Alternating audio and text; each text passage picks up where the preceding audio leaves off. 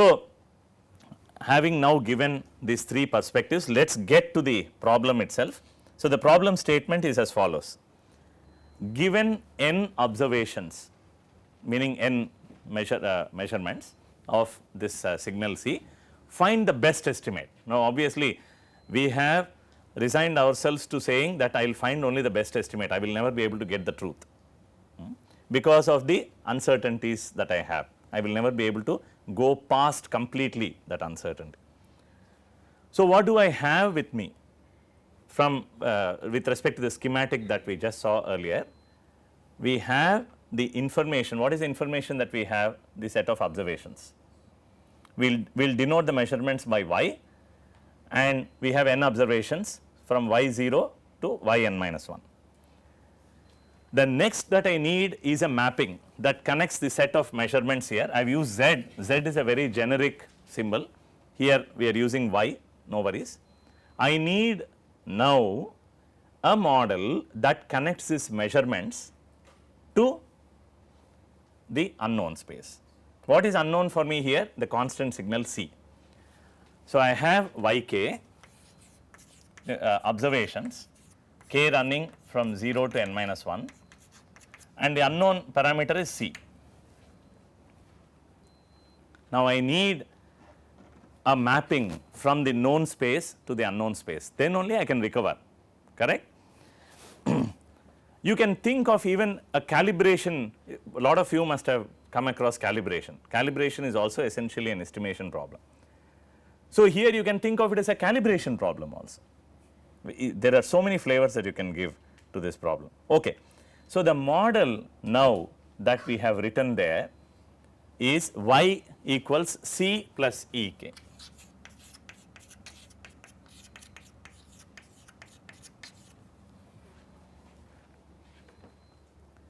Now, there is a big assumption, of course, I have stated that Ek is Gaussian white noise. At the moment, Gaussianity is not required, but what definitely may be required is the white noise assumption. Okay.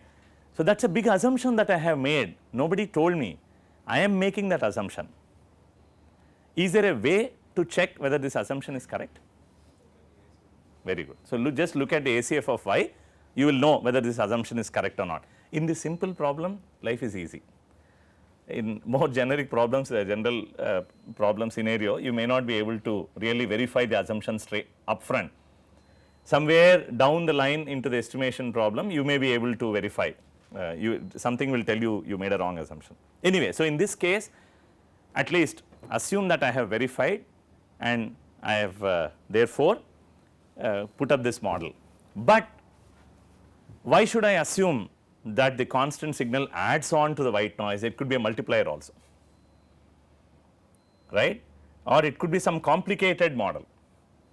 So, there are several things that you can actually do here when it comes to the model, and the model plays as critical a role as the objective function that we will shortly talk about in the final quality of the estimate, the quality of the final estimate that you get. But to keep things simple, we have chosen to work with an additive model. We are assuming that this is how the unknowns are entering the measurement. This is some phrase that you have to get used to, how the parameters enter a model. So, here the parameters are entering a model in this fashion, and let me tell you that many problems become simpler depending on how you assume the parameters enter the model. Okay. A simple example is, suppose I am estimating the parameters of an AR model. It becomes easy to estimate the parameters of an AR model because of the way they enter your model. We have talked about it earlier, the estimation of MA models is a lot more difficult than estimation of AR models, simply because of the nature of the estimation problem. That has got to do with how the parameters or the unknowns are entering your model. Here the parameters, there is only a single parameter C and it is entering the model this way. So, you can come back and revisit this model if you do not get a good estimate, for example. You may have made a wrong assumption. Then we need a criterion of fit. So, earlier we said that we would like to drive theta hat close to theta naught, but that is an ill-posed expectation, correct, on at least prima facie. I cannot expect theta hat to be driven close to theta naught just like that. Why? Because I do not know theta naught. In fact, if I know theta naught, none of this is required, right. So, somehow I have to do something without knowing theta naught. I have to drive theta hat as close as possible to theta naught. So, I would like to minimize the distance between theta hat and theta naught. So, it should be very close to theta naught, but I cannot do this because I do not know theta naught. So, what is the way out for me? The way out for me is to find something that is representative of theta hat, and that is something that is representative of theta naught, and drive them close with the hope that if you drive those very close to each other, theta hat will also be driven close to theta naught. Remember, the theta here is C. So, I would like to, let us say C naught is the value, I would like to drive C hat very close to C naught. I can't do that, but now I will choose some representative of C hat, something that contains information about C hat, and also something else that contains information about C naught, the truth, and drive them very close with the hope that if they are driven close to each other, the estimate and the truth are also of the unknowns of the parameters are also driven very close to each other. So, what is it that I have with me which contains information about the truth? Ultimately, I have to work with knowns only. The measurement is what I have. Measurement contains information about the truth, right. So, the representative for C naught is yk, the measurements themselves. It contains a truth in what way? In the way we have written here. We do not know what is C naught, but I know we know y. Now, I have to find a representative for C hat. Suppose I have an estimate of C, what will I do? I will actually use that to construct an estimate of y. That means, I will actually make a prediction. Ultimately, why do I want to know this C? Ultimately, I want to make a prediction of the next one, of the next measurement that is coming in. So, a representative of C hat would be the prediction of y or the estimate of y, let me say, which we do not have, we have to construct. In fact, I would go back and say this measurement need not be bounded by this model at all. This measurement we know contains information about C naught. We are assuming that the parameter is actually affecting the measurement in this way. That is only our assumption, but the reality may be much more complicated. Okay. But the fact is the measurement contains truth, it contains information about the truth. Now, the idea is that we will drive the prediction of y or the estimate of y very close to y, as close as possible to y, with the hope that C hat then will be driven very close to C naught, which means I have to construct y hat from C, and that is where the model plays a critical role. The use of the model is in producing y hat, and that is why whatever you write down as a model has an enormous impact on the quality of the final estimate, that is how close you are to the truth, because the model is going to determine what kind of estimate you are constructing of the measurement or prediction you are constructing. So, strictly speaking, this should be y hat of k given C. That is, if I were to be given C, how would I construct y? What would be the answer? C itself, right. In this simple example, C itself, because that is a best prediction. So, y hat of k is C. Do not think yk is C naught, that is not. Yk contains information about C naught and contains something else also that I am unable to get rid of. So, in now you should understand the role of the model. In general, the role of the model is in generating this prediction of the measurement, and the idea is now to drive the prediction of the measurement as close as possible to the given measurement, such that with the hope that C hat is also going to be driven very close to C naught. Whether it actually does, we will analyze later on, but the moment we will do that. In other words, now we have changed our problem of driving theta hat close to theta naught or C hat close to C naught to driving y hat of k very close to, as close as possible to y. So, you get the idea here. The original problem of driving theta hat very close to theta naught has now been converted to another problem, but this problem is now well posed because it is in terms of knowns. The earlier problem was not in terms of knowns. That is it. So, now I have to choose a measure of distance, and there are number of measures. We will choose the most common one, the squared Euclidean distance. We can choose a Euclidean distance, but we will choose a squared one because it is mathematically more friendly to optimize. So, we say now that we will minimize the Euclidean distance, the collective squared distance between y hat and y. What I mean by collective is all n observations. We are not focusing on an individual observation. In fact, you should go back and ask, suppose I pick just a measurement yk, one single observation, and I say that that is the estimate of C, how bad that estimate would be. That is, I have n observations with me, I close my eyes, I pick just one observation and then say, yeah, here is an estimate of C. Do you think it will be a bad estimate or a good estimate or okay, no problems?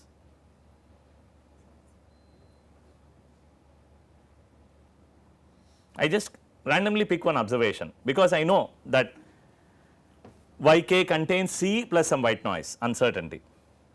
So, a decent estimate of C would be just one observation. What is wrong? What could be wrong with it? Think about it. Why am I not doing it, right? And why are we now using all these n observations in this manner? We will talk about it a bit later, but it is good time to start thinking about it. Okay, so coming back to the problem, we want to minimize now the distance between yk and y hat of k. This is a standard least squares problem. Can you get me the solution? Y hat of k is C. I hope you know the basics of optimization. This is your objective function, right. So, we want to minimize this sum yk minus y hat of k square by fine tuning C. Sorry? Did you actually work it out? This is your intuition.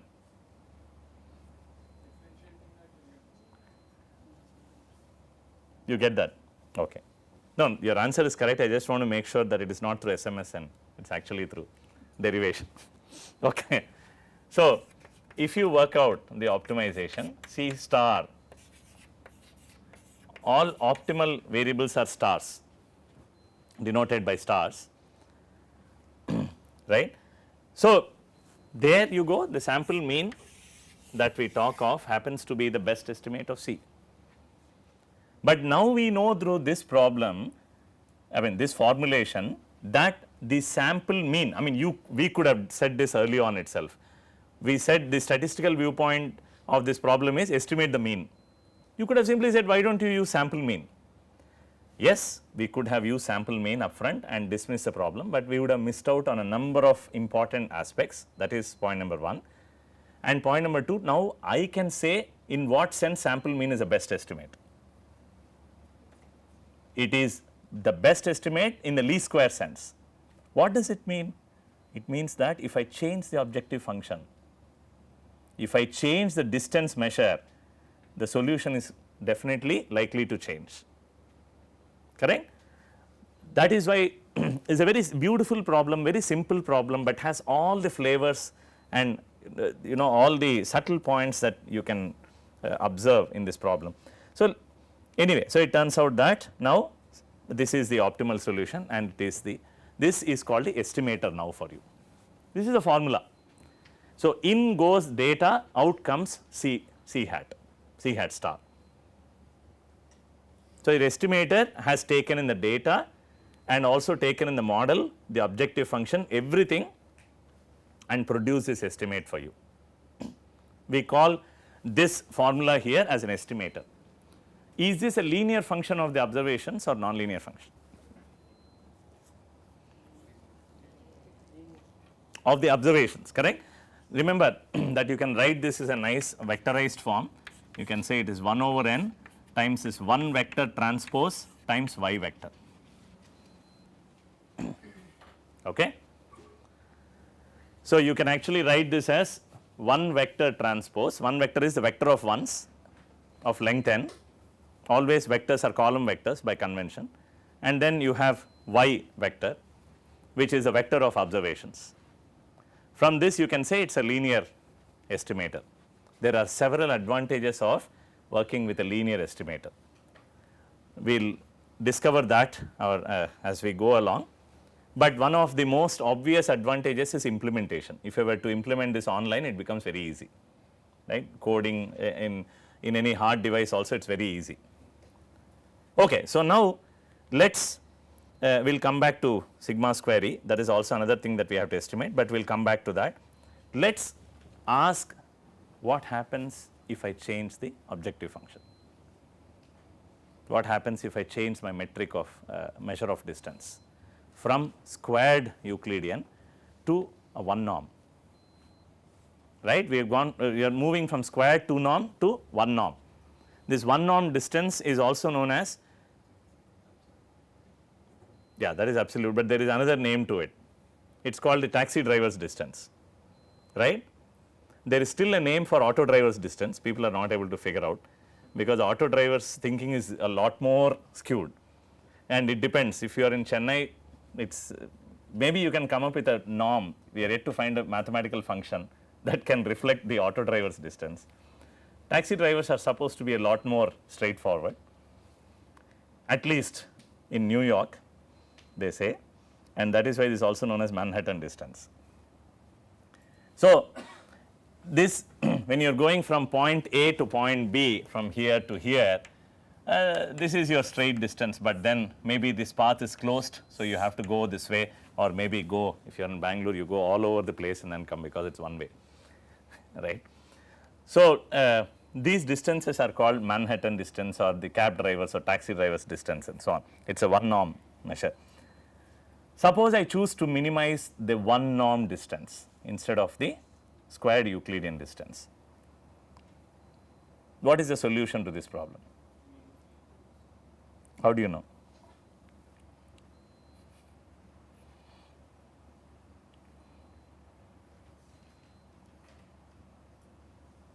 This is a 1 norm minimization. You can't use your straightforward, it is convex, but it is not possible for you, at least on paper right now, to go through the standard setting the derivative of the objective function and so on. But yes, it is correct, the answer is median. When I say median here, sample median. You can prove that the solution to this 1 norm minimization is median, sample median. How do you calculate sample median? Simply sort the data and pick the middle value, right. Now, look at the beauty. With the change of objective function, we are able to generate a completely different estimate.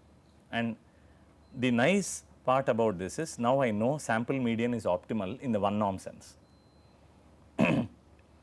Earlier we discovered that sample mean is optimal in the least squares, in the 2 norm sense. Now I know that sample median is the best estimate of the average. Remember, under this model, what is the expectation, what is the average of y? C. And this is what we are planning to estimate, I mean we have been intending to estimate. So, I can use sample mean, I can use sample median to estimate the average. This is what I have been saying, that the truth is one, but estimators are many, and the estimator depends on what objective you have, what criterion of estimation you have. So, with a change of objective function, I am able to change the estimate. Now, the question again is this sample median a linear estimator or a non-linear estimator? Linear with respect to observations. What makes it non-linear? Okay, I mean that is a partly right answer, but I want a much more technically better answer. How do you determine if a function is linear or not? See, ultimately your theta hat is a function of the data. Remember, theta hat is a function of y. It is this function that we are out to determine. We have already determined two such different functions. One happens to be the sample mean, the other happens to be the sample median. How do you determine when whether a function is linear or not? Superposition principle. So, you should apply the idea to sample median and see if sample median qualifies to be a linear function or not.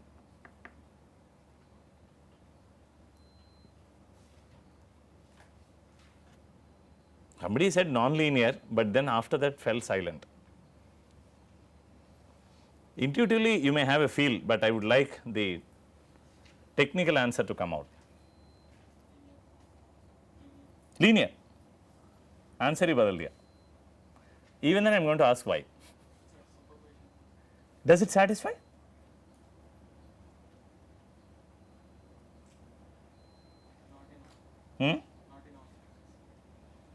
No, why do you think that median satisfies the superposition principle? Not in all cases, but Not even. What is involved in calculating median? We just discussed about it. when observation is changed by a certain value, doesn't affect always the same value. Depending on how close it is to the median, the change is affecting the median or isn't affecting. Okay, but can we put it in more simple terms? So the median of the sum might not be the median of individual. What is at the heart of calculation of median? Sorting. Sorting is one of the standard algorithms that's used, right? Suppose someone asks you, is sorting is a linear operation or not? What is your answer? Yes or no? If you have two vectors, let us say, and you add them up, right? You have two vectors y1 and y2. You are going to add them up and sort. Is it going to be the same necessarily as the sum of the sorted y1 and sorted y2? That is it. It is as straightforward as that. We do not have to really worry about anything else. That is what makes it non-linear. So, the sample median is a non-linear function, is a non-linear operator, non-linear function, whatever you want to call it as.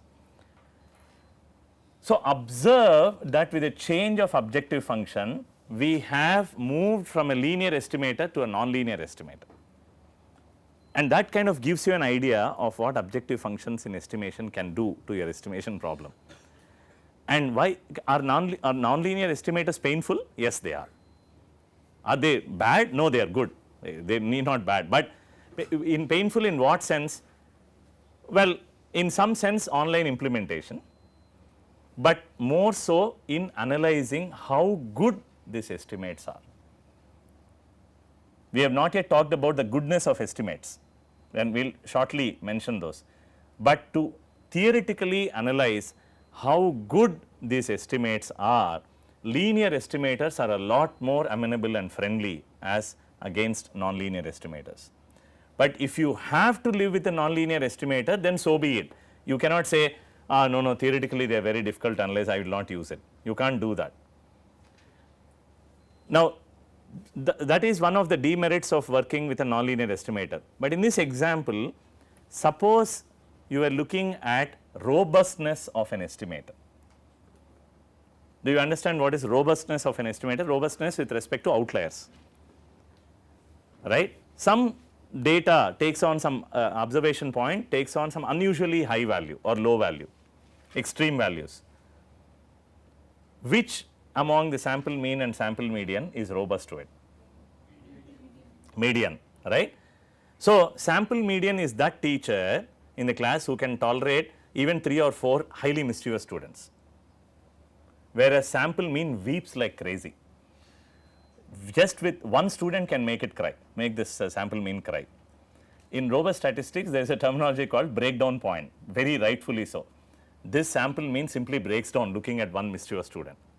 One outlier can actually take it out of the stadium, whereas sample median stays where it is. Like this short balls that people talk of in cricket, right?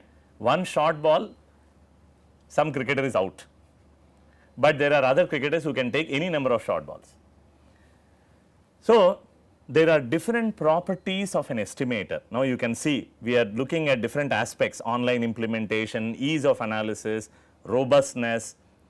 It turns out that, and then there are a few more very important properties like consistency, efficiency and so on. It turns out that a single estimator cannot have all the desirable properties. In estimation theory, it is impossible to have an estimator that is efficient, consistent, robust, gives easy to implement and gives you optimal estimate in every sense that you can think of. Impossible. You have to sacrifice some properties for the other. And that is what also you get to learn from the simple example. Sample mean is very sweet, it is very cute, very simple addition, man. What more complicated things can get? I mean, this is the simplest you can think of. But this poor thing actually breaks down at the sight of even one mischievous data point, just weeps like crazy. But sample median is very robust. It says, does not matter, I will not budge from my estimate, let there be some 2 or 3 even 50 mischievous elements, I am not going to be budging from my place. But it is non-linear, so that is a price that you pay. So, there is a price that one has to pay, you have to choose what is important to you. So, okay.